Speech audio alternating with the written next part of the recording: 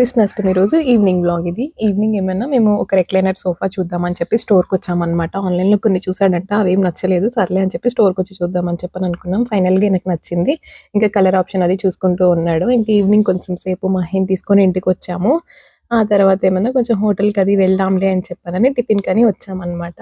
మా బుడ్డిగాడిని పట్టుకోవడం ఎవ్వరి వల్ల కూడా కాదసలు. హోటల్‌కి గాని, బయటికి తీసుకొచ్చామంటే మాత్రం.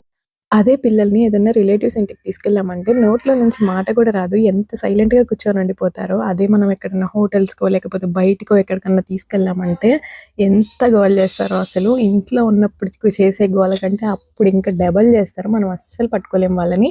ఈరోజు ఆ డ్యూటీ వాళ్ళ నానమ్మకి పడింది. అసలు దాన్ని ఒక్క చాట పట్టుకోలేకపోతున్నాము. అటు పరిగెడుతది, ఇటు పరిగెడుతది. ఫైనల్‌గా మేమందరం ఇంకా టిఫిన్ చేసేసి ఇంటికొచ్చామన్నమాట. ఇంకా కృష్ణాష్టమి రోజు అత్తయ్య వాళ్ళు మార్నింగ్ గుడికెళ్లారు. మేము అస్సలు వెళ్ళలేదు. వెళ్దామని చెప్పననుకున్నా. కానీ నా అస్సలు కుదరలేదన్నమాట. ఇంకంతే వీడియో. బై.